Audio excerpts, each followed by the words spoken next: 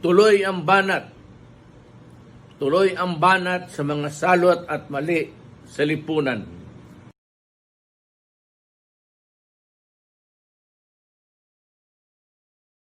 Hindi ba kayo nagtataka kung bakit ang laging na-involve sa mga isyung to ay mga private providers, private healthcare facility?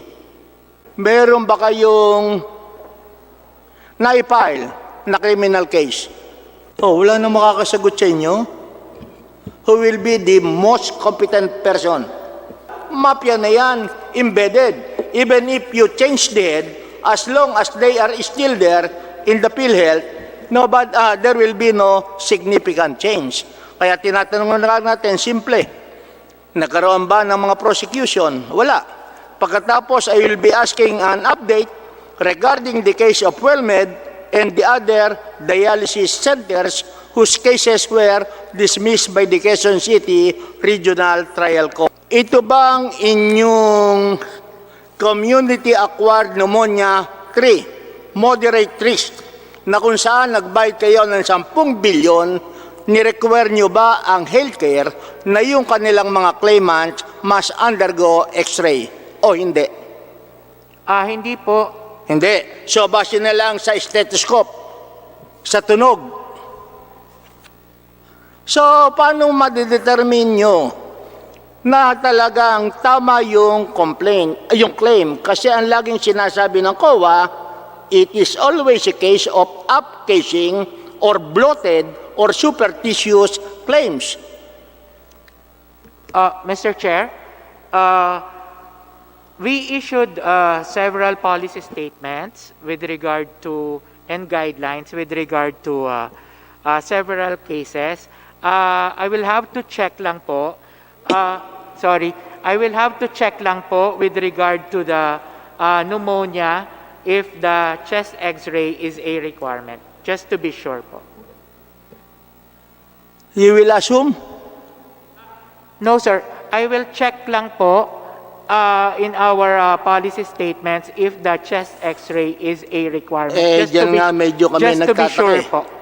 You are the senior vice president, you are a doctor by profession, ang laging number 1 nyo sa listing ay pneumonia, moderate, community-acquired, 10 billion, 2017. Honorable Pagkatapos, Barzaga. hindi nyo alam kung kinakailangan muna ang x-ray o hindi. Honorable Barzaga, it's not only that, but SBP Pargas is the health policy head of Philhealth.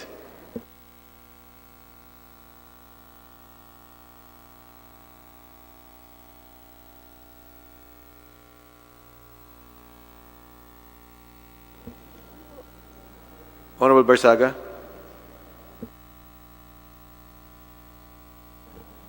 You will be asking. Yes, Mr. Chair. I will just be confirming po.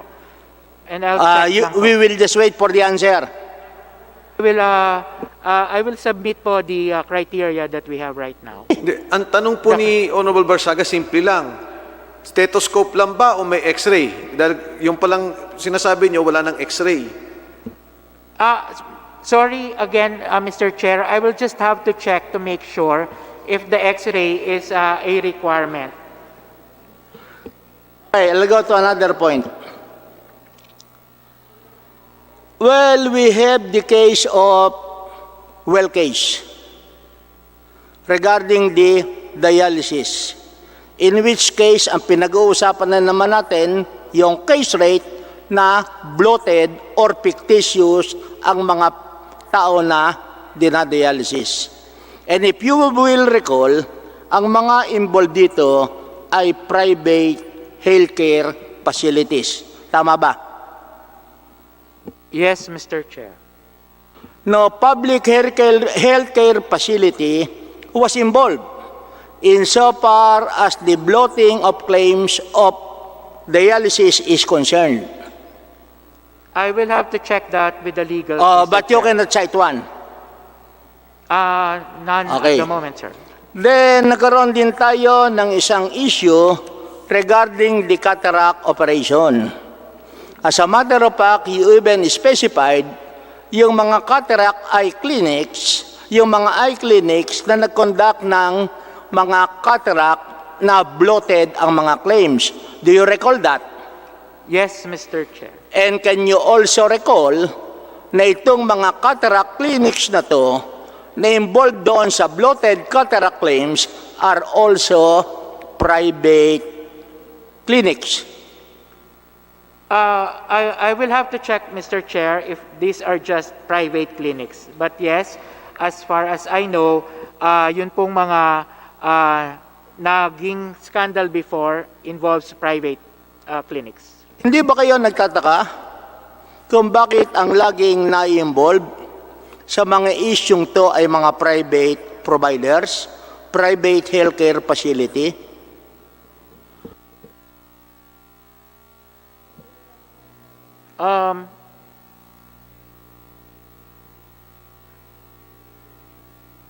Mr. Chair, so far po, You don't analyze because pag mag-analyze ako as a lawyer and based on my personal experience, when it comes to public healthcare facilities, we are covered by COA rules. Hindi kami pwedeng magbigay ng reimbursement, hindi kami pwedeng magbigay sa Philhealth ng any amount. Unlike in case of private healthcare providers, the checks are being made payable to them. They are no longer subject to COA audit. And that is the reason why I want to ask, sino-sino ba ang mga binabayaran nyo dito sa moderatrice? Baka ang lumabas dito, karamihan na naman ito ay mga private health facilities. Because they are not subject to COA rules. Kaya yun ang naging problema natin. Also, marami kayong binigay sa amin na listahan ng cases against healthcare institutions. Totoo ba yun? You are aware of that? yes, Mr. Chair. Okay. Number of healthcare institutions involved, 788. Based on the document which you have submitted. I'm not sure of the number, sir, but Huh? yes. I'm not sure of the number, sir, but So who would be the most competent person to answer insofar as the number of cases against healthcare institutions are concerned? our legal, Mr. Chair. Okay, legal. But you are also the head of the policies pertaining to health. Mr. Chair. Okay. Dito, nakalagay ang pangalan ng healthcare institution. Wala yung mga pangalan. Nandito ata. So, can you verify whether or not these healthcare institutions are public or private, together with their level, whether level 1, level 2, level 3, level 4, level 3. Wala ang listahan.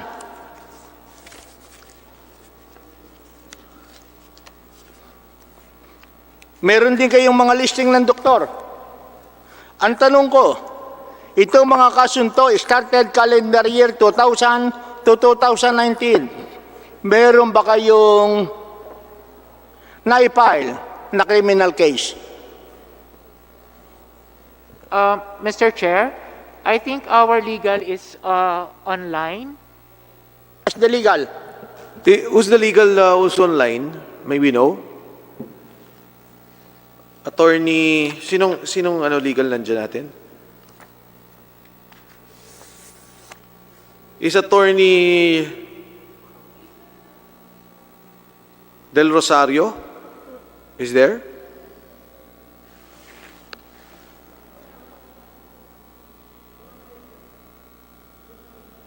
Philhealth Legal, recognized.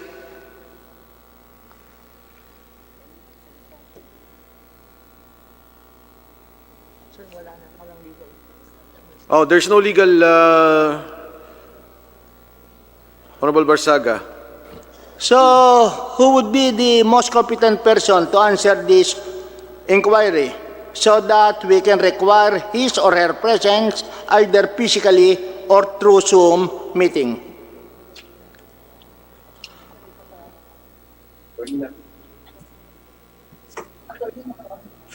Oh, wala na makakasagot sa inyo. Who will be the most competent person? Mr. Chair, Your Honor, SVP Rodolfo Del Rosario, Your Honor. SVP Rodolfo Del Rosario. No, but he's Your not there. SVP De Rosario At is the not next there. scheduled hearing. Yeah, next scheduled hearing. Okay. You ask Attorney Del Rosario. Ano po yung tinatanong nyo, Mr. Honorable Barzaga? Well, number one, Mr. Chairman, itong kasong to covers a period of calendar year 2000 up to 2019. Okay, we have from the prosecution department, Andre Samson, is he there? Or the internal legal, Rogelio Pocalyan. Okay. Kasama po ba natin sila? So, meron din silang binigay na dokumento, pending cases as of June 30, 2020. Starting the year 2018, 2019, 2020. So, ang tanong ko, ang heading nito, administrative complaint against healthcare providers and members fraudulent and non-fraudulent. Bukod sa administrative complaint, meron bang pinail na criminal case? Because as a lawyer, I know that both cases can proceed independently from one another. Pangalawa, meron na bang na-cancel ang Philhealth accreditation insofar as the healthcare providers are concerned na nakalista dito? Number 3, I would like to have the data whether the exact address of the healthcare provider submitted by them and to identify and indicate whether or not they are public or private hospital, pati na kung anong level, para malaman natin ang mga particulars. Kasi napakarami nito eh. Pagkatapos, naka-specify din dito ang mga pangalan ng mga doktor. Did Philhealth initiate any complaint before the Professional Regulation Commission for the cancellation or suspension of the doctors who participated in these fraudulent claims against the government? And these are basic questions which an ordinary prosecutor would be doing para maiwasan natin ang sinasabing graft and corruption, para maiwasan natin ang mafia sa loob ng Philhealth. Kasi sa loob lang ata ng 3 taon, napalitan na ang inyong head ng 3 times. Ilan na ang naging head nyo for the last 3 years?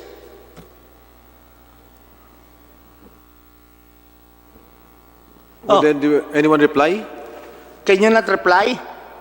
We have right now Director GM General Morales.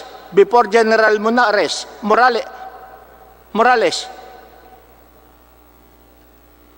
General, Mr. Chair, before General Morales, it was Before General Morales, it was Dr. Ferrer, Dr. Ferrer. and prior And before Dr. Ferrer, Doctora de la Serna.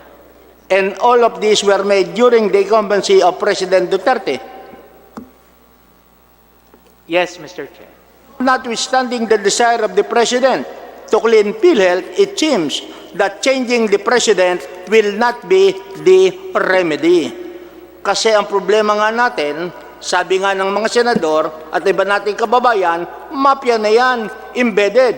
Even if you change the head, as long as they are still there in the Philhealth, there will be no significant change. Kaya tinatanong na natin, simple, nagkaroon ba ng mga prosecution? Wala. Pagkatapos, I will be asking an update regarding the case of WellMed and the other dialysis centers whose cases were dismissed by the Quezon City Regional Trial Court.